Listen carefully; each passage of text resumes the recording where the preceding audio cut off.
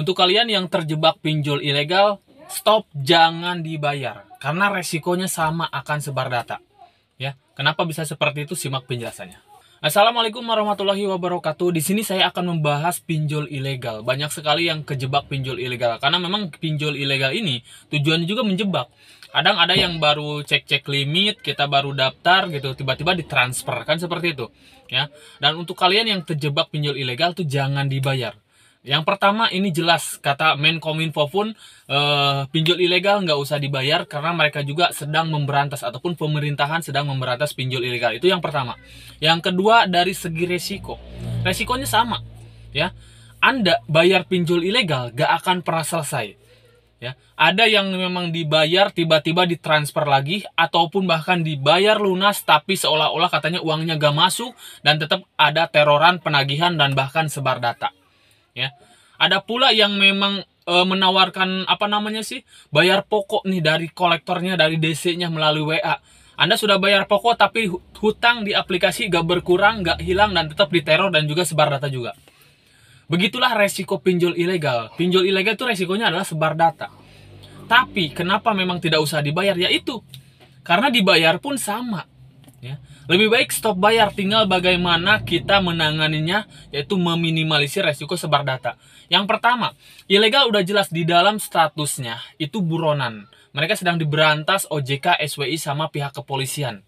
Itu yang pertama, sudah jelas backingan kita, yaitu adalah pemerintahan dan juga hukum. Status ilegal, mereka buronan dan tindakannya adalah hukum pidana. Itu yang pertama. Kalian nggak perlu takut, berarti kalau memang seperti itu, ya kan?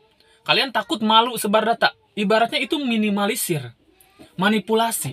Ada yang sebar data, benar-benar sebar data. Daripada Anda bayarkan nih, Anda punya uang nih, bayarkan ke ilegal buat apa? Lebih baik gunakan uang itu untuk melindungi data diri Anda untuk melakukan pelaporan si pinjol ilegal sendiri. Jelas sebar data itu pencemaran nama baik, hukumnya pidana.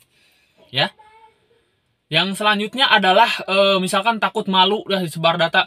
Kalian minimalisir, kalian ibaratnya buat pernyataan bahwa data kita telah disalahgunakan orang. Jelaskan aja si pinjol ilegal itu sendiri. Karena jelas si pinjol ilegal adalah buronan. Mereka sedang diberantas. Jelaskan ke orang-orang terdekat kita, ke saudara kita, ke teman-teman kita, jika memang mereka sebar data ke mereka. Kan seperti itu. Jelaskan bahwa kita terjebak di si ilegal ini sendiri. Kita kan baru cek-cek limit, tiba-tiba ditransfer. Jadi bagaimana kita menangannya aja. Untuk menghindari ibaratnya malu kalian. Kan seperti itu. Karena percuma kan kita bayar pun tetap aja sebar data. Lebih baik seperti itu. Ya, dan ini si pinjol ilegal ini yang harus kalian pahami nggak akan lama. 1 minggu paling juga. Setelah itu hilang. Ya. Kenapa saya berbicara seperti ini? Karena masih banyak nih yang baru-baru konsultasi ke saya. Gak mau sebar data gitu. Saya mau coba arahkan, mau coba bimbing, jangan dibayar seperti apa langkahnya. Tapi gak mau, katanya gak mau sebar data. Percuma. Karena tidak ada yang bisa menghentikan 100% pinjol ilegal tidak sebar data. Karena mereka sudah punya data Anda. Percuma teman-teman. Lebih baik kita malu sesaat daripada hancur selamanya. Kalau kalian gak berhenti dari sekarang di si pinjol ilegal itu sendiri, sampai kapan kalian bebasnya? Ini kan cuma misalkan 1-2 minggu. Gitu kan? Kalau memang terus masih dibayarin sampai kapan bebasnya? Lebih baik stop dari sekarang. Tinggal bagaimana cara kita menanganinya. Ya. Masih banyak yang konsultasi itu kayak gitu. Takut sebar data, mau nyari-nyari katanya jasa yang bisa menghentikan sebar data, nggak ada sama sekali. Nggak ada. Nanti malah kejebak lagi, ketipu lagi, kejerumus lagi. Ya. Ini sih pesan dari saya untuk kalian yang memang terjebak pinjol ilegal. Ya, jangan ibaratnya berpikir bodoh, buka yuk akal sehat kalian. Yang kita hadapin penjahat, apa yang kita takutkan. Seperti itu ya. Jadi kalian hati-hati. Jangan, intinya udah stop bayar aja si pinjol ilegal ini sendiri. Gak usah dibayar. Seperti itu. Tinggal bagaimana kita menanganinya. Butuh bimbingan boleh silahkan konsultasikan ke WA saya yang ada di bio profil. Ya. Supaya kalian bebas. Saya nanganin nasabah yang punya pinjol ilegal itu bukan 1-2 orang, ratusan orang. Ya.